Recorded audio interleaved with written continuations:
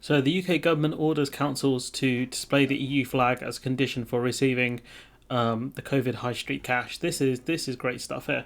This is proper funny. So basically, the UK has taken money from the EU, and you could argue, oh, that's our money because of the way we fund the EU. Yeah, whatever you want to argue, but the UK decided to take some of the EU's bailout money, and I don't know. I doubt this is a condition they put on to actual members, but I think the EU have done this just to troll us. I don't know, but the EU have said, look, if you want to do that, you've got to put EU flags up where the EU money is used, and that kind of reminds people where that money comes from. Great stuff here. Because let's not forget, if we wanted to fund these projects, we could have already done so. So let's not pretend that, oh yeah, we'll use the Brexit dividend to fund these projects, because that's not happening. We've already seen Cornwall have had their budget, the amount of money they received from the EU cut to just 5% by the British government, because that money's now going to be shared to other places. So big win for Cornwall, that was. And this is another big win for the UK, because now we get to see EU stuff everywhere. The UK government is telling councils to display EU flags across towns and cities in England as a condition for receiving the High Street COVID recovery cash. Guidance issued to local authorities by the Communities Ministry this summer says the blue and yellow symbol of European unity is required to be displayed around every piece of signage, pavement sticker, or temporary public realm adaptation funded under the scheme. So basically anything that's funded is going to need an EU stamp on it. The requirement, which will see thousands of new EU flags posted on official buildings and in public spaces across the country, exists because the European Regional Development Fund has given money to the UK to help with COVID-19 reopening. So I don't know if that's normal. I don't know if this is the case for each of the member states, or is it just the UK specifically, just to troll us. So let me know if you got the answer in the comments. Despite Brexit having happened, under the withdrawal agreement, the UK is still eligible for certain payments from the fund until 2023, so that's another 2 years in it. That's not bad. The flag rule imposed from Brussels but enforced from Whitehall, that's going to trigger some people, I'll tell you that. It's embarrassing for ministers because they are keen to rid the UK public buildings of EU flags but do not want to turn down the money, which because it would look even more stupid. But then again, we were the ones who got out of kind of EU plans, EU joint plans to buy, ICU beds and PPE and stuff like that. We ended up paying more because we wanted to do it on our own. The Department for Digital Culture, Media and Sport announced only 4 months ago that it was repealing planning rules dating back to 2007 in a bid to make it harder to fly EU flags. So the Department for Culture, really using that British spirit, which is to get rid of foreign flags. We don't like foreign flags here. We want British ones. Yeah. So yeah. Some Brexiteers have claimed that leaving the EU made it easier to deal with the pandemic, which is absolutely untrue. And especially since we have the highest death rate per capita, I think, in Europe. Yeah, not a great argument. Under the Welcome Back Fund, councils have been given £56 million of EU cash to support them returning to High Street safely and to build back better. I hate that phrase so much. From the pandemic. Like Joe Biden kept using it and Boris Johnson kept using it. Stop it, please. You make me cringe every time I have to say it or hear it. The fund is being spent on adaptations to high streets to promote a safe environment for local trade and tourism, particularly in high streets as their economies reopen. So this could be used for, say, restaurants, so they could use it set up more outdoor facilities, things like that.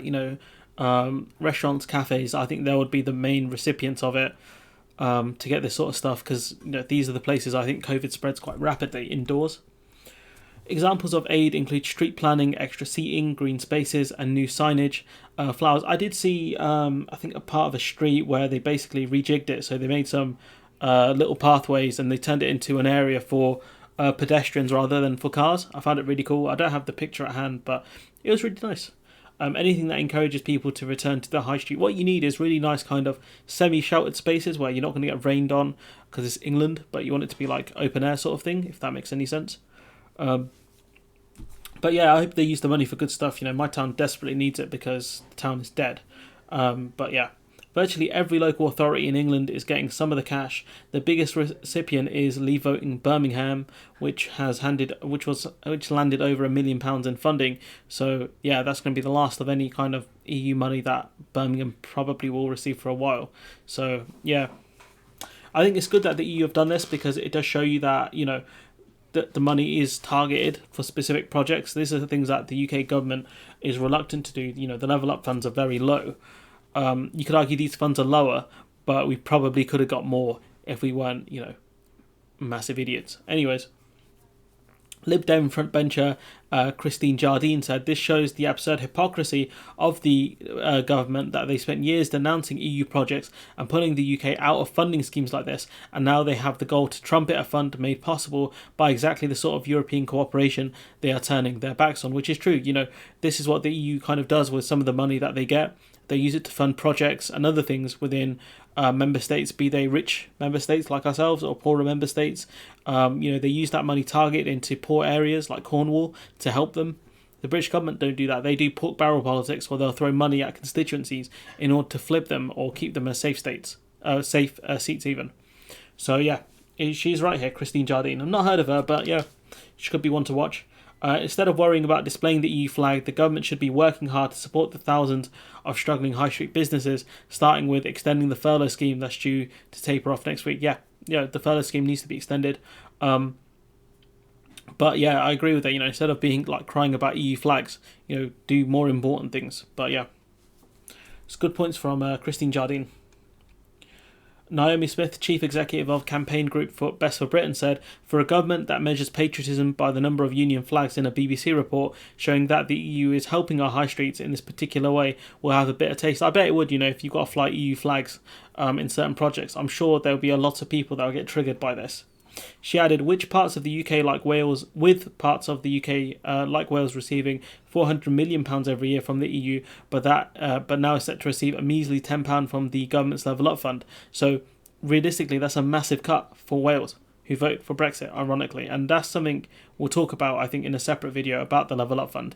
But it's nowhere near enough. You know, the money that Theresa May tried to use to bribe MPs to vote for her version of the withdrawal agreement was far less than the money that the EU were actually sending to these constituencies and projected to send to these constituencies, because these people don't care. You know, the EU don't do enough to, I think, publicise the money that they spend in constituencies. I felt like if the EU did it a lot more, it would be better. But then there's people like, oh yeah, we can spend that money here and we'll have more to spend. Dividend. So yeah, who knows? But yeah, I think the EU should do a lot more to publicise the projects it does, especially since governments are always desperate for wins. That's why they do pork barrel politics, which is another phrase I'm not the biggest fan of, but it's an American one.